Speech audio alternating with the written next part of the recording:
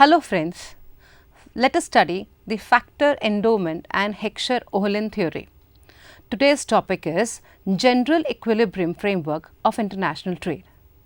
Let's begin with introduction. Friends, as you all know, the Swedish economist Eli Heckscher had given a new approach of international trade after World War I. Another Swedish economist, Ohlin, has developed this approach further and given the modern theory of international trade in his book Interregional and International Trade. This theory is known as Heckscher-Ohlin theory of international trade. They both believe in comparative cost theory. What is the reason of comparative cost and specialization? Why does comparative cost arise? This theory gives the answer to these questions. This theory uses general equilibrium approach. According to Ohlin, international trade is a special case of interregional trade. According to this theory, there are three reasons for difference in production cost of any particular commodity. Number one, demand for commodity. Number two, production system of commodity. And number three, relative ratio of factors of production in a nation. This theory assumes that demand for commodity and production system are constant. Therefore, the main reason for difference in production cost is relative ratio of factors of production. This theory does not substitute Ricardo's theory of international trade. In fact, it supports the Ricardian version of international trade. According to this theory, difference in production cost and ultimately it leads to difference in factor endowments leads to difference in commodity prices. This theory says that the main reason of international trade is difference in factor endowments. Therefore, this theory is also known as factor endowment theory. Differences in commodity prices are due to cost differences which are the result of differences in factor endowments in the two countries. Let's see the assumptions. Number one, there are two countries, two goods and two factors of production. This model is also known as 2 by 2 by 2 model. Number two, there is a perfect competition in goods market, which means that price is determined by the industry and producers and consumers cannot affect the market price. Number three, there is perfect competition in factor market, which means that neither labor nor capital has the power to affect prices or factor rewards. Number four, there is full employment in both nations. Number five, there is constant return to scale. It exhibits that doubling the inputs, that is labor and capital, output will increase by twofold. We can say that production function is homogeneous of degree 1.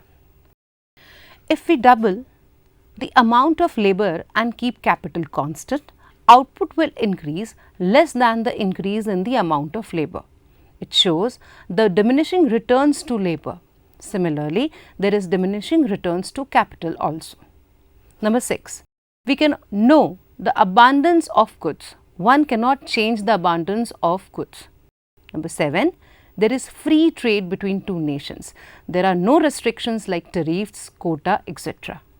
Number 8, the factors of production are completely mobile within the nation, but they cannot move from one nation to another. Therefore, international mobility does not exist.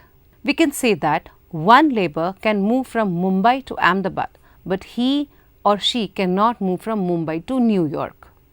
Number 9, the production function of two goods is different, but they are same in both nations. It means that production function of good X is same in both nations and production function of good Y is same in both nations. But production function of X and Y are different in both nations. Number 10, factors affecting demand like taste, preferences and income are assumed to be constant. Number 11, the stock of the factors of production in both nations is constant. They are homogeneous. According to this theory, difference in supply of factors of production leads to difference in factor endowments. This results in difference in price of goods and which in fact results in imports and exports of goods. It says that the main reason for international trade is the difference in factor endowments because of difference in supply of factors of production. Let's understand the theory. A nation exports goods which use relatively greater proportion of its relatively abundant and thus cheap factors of production, and imports goods which use relatively greater proportion of its relatively scarce and thus expensive factor of production. It means that a nation will export the commodity whose production requires the intensive use of nation's relatively abundant factor and import the commodity whose production requires intensive use of nation's relatively scarce factor. In other words, capital rich nation exports capital intensive commodity and imports labor intensive commodity. Similarly, labor rich nation exports labor intensive commodity and imports capital intensive commodity. Example, let us assume two nations A and B and two commodity X and Y. Nation A is capital abundant and nation B is labor abundant nation. This means that nation A has relatively more supply of capital than labor and nation B has relatively more supply of labor than capital. The production of X requires more capital and less labor. It means that commodity X is capital intensive. Similarly, production of Y requires more labor and less capital, hence commodity Y is labor intensive. That is, good X is capital intensive if capital labor ratio, that is K by L, used in the production of good X is greater than K by L ratio used in the production of good Y. For example, if 4 units of capital and 4 units of labor are required to produce 1 unit of X in nation A, therefore, K by L ratio is equal to 4 by 4, that is 1. If production of good Y requires 2 units of capital and 4 units of labor, then K by L ratio is equal to 2 by 4, that is equal to 1 by 2 in nation A. Here, K by L ratio of X is greater than the K by L ratio of Y. Hence, commodity X is capital intensive and commodity Y is labor intensive. The above example shows that absolute amount of capital and labor used in the production of good is not important to decide the intensity of goods, but the amount of capital relative to labor, that is KL ratio, is important. The figure shows that nation A can produce 1x with 4 units of capital and 4 units of labor. We can say that the nation A can produce 2x with 8 units of capital and 8 units of labor. Thus, the KL ratio, that is 8 by 8, is equal to 4 by 4, that is 1. This is given by the slope of 1 from the ray from the origin for commodity X. Nation A requires 2 units of capital and 4 units of labor to produce 1 Y. Therefore, 4 units of capital and 8 units of labor are required to produce 2 Y. Thus, KL ratio in Y is equal to 2 by 4, that is 4 by 8, which results to 1 by 2. This is given by the slope of 1 by 2 for the ray from the origin for commodity Y. It is important to note that the ray from the origin of commodity X is steeper than the ray of commodity Y. It means that the slope of ray for the commodity X is higher than the slope of the ray for commodity Y. Therefore, we can say that commodity X is capital intensive and commodity Y is labor intensive in nation A. Now assume that if 4 units of capital and 2 units of labor are required to produce 1 unit of X in nation B, therefore, KL ratio is equal to 4 by 2 is equal to 2. If production of commodity Y requires 4 units of capital and 4 units of labor, then KL ratio is equal to 4 by 4, that is 1 in nation B. Here, K by L ratio of X is greater than KL of Y, hence commodity X is capital intensive and commodity Y is labor intensive.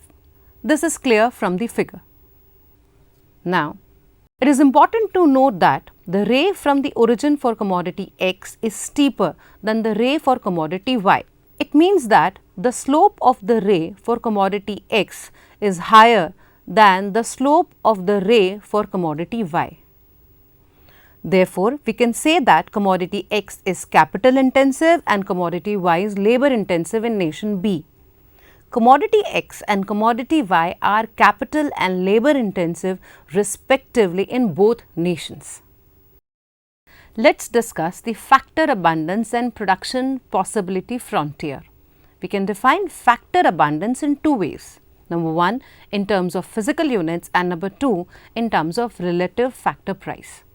According to the definition of physical units, nation A is capital abundant if the ratio of total amount of capital to the total amount of labor, that is Tk by Tl, available in nation A is greater than that of nation B. Therefore, Tka upon Tla is greater than Tkb upon Tlb. It means that the relative amount of capital in nation A greater than that of nation B. Similarly, the relative amount of labor is greater than in nation B than that of nation A.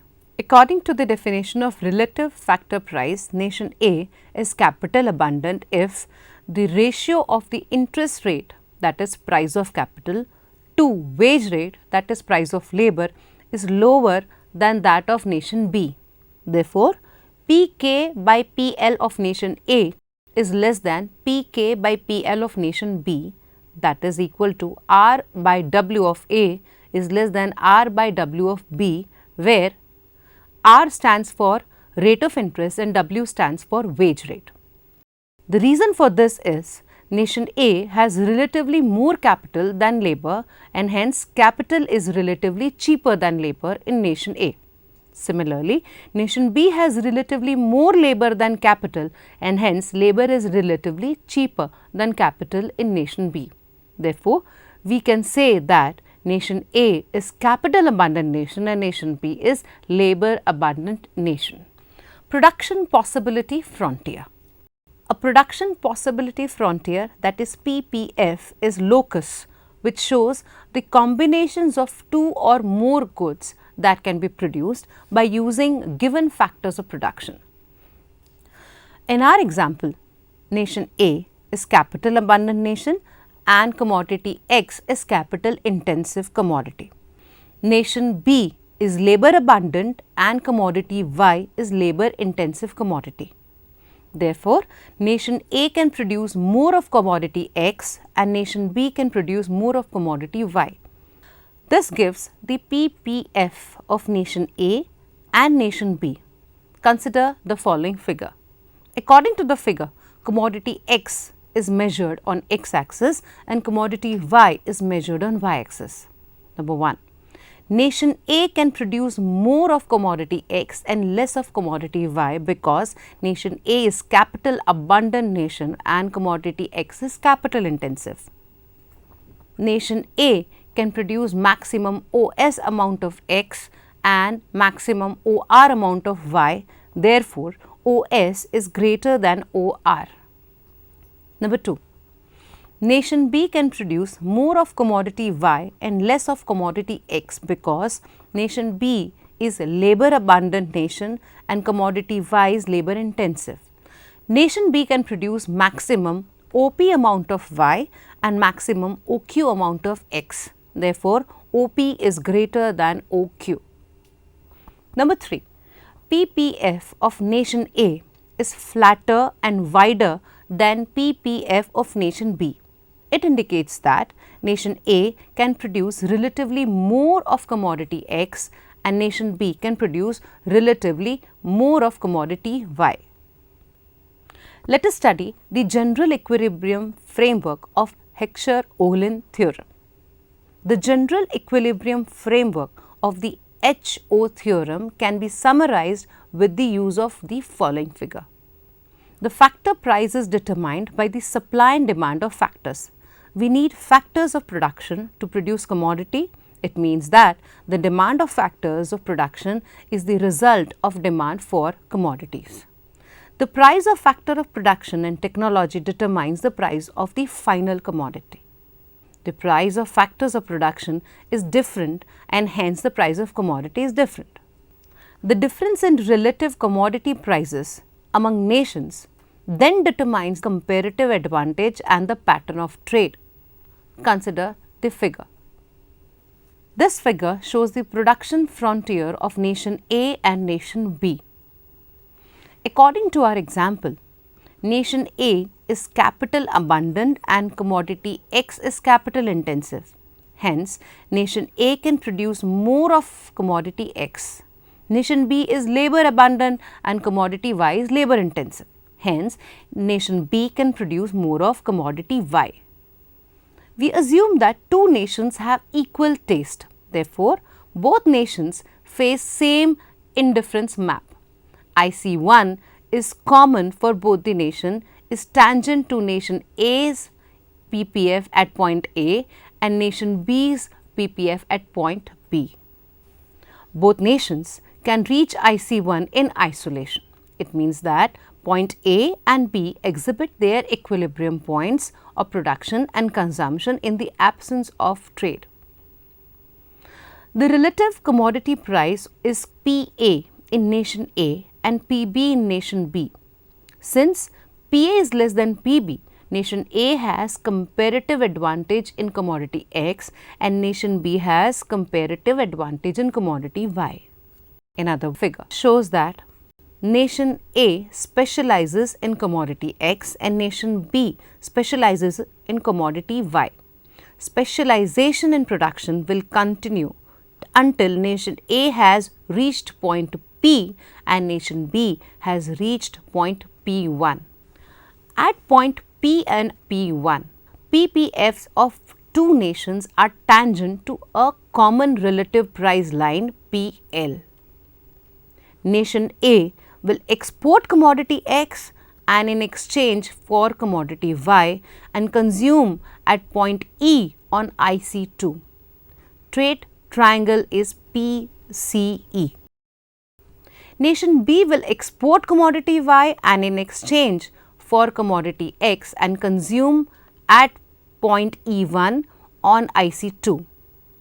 That is, E1 is equal to E. Trade triangle is P1, C1, E1. Nation A's export of commodity X equals to nation B's import of commodity X. That is, PC is equal to E1, C1. Similarly, nation B's export of commodity Y equals to nation A's import of commodity Y. That is, P1, C1 is equal to CE. Both nations gain from trade because they consume on higher indifference curve. Let's summarize. Heckscher and Ohlin have given the modern version of international trade theory with the help of general equilibrium approach. According to this theorem, a nation will export the commodity whose production requires the intensive use of nation's relatively abundant factor and import the commodity whose production requires intensive use of nation's relatively scarce factor. In other words, capital rich nation exports capital intensive commodity and import labor intensive commodity. Similarly, labor rich nation exports labor intensive commodity and import capital intensive commodity. Thank you.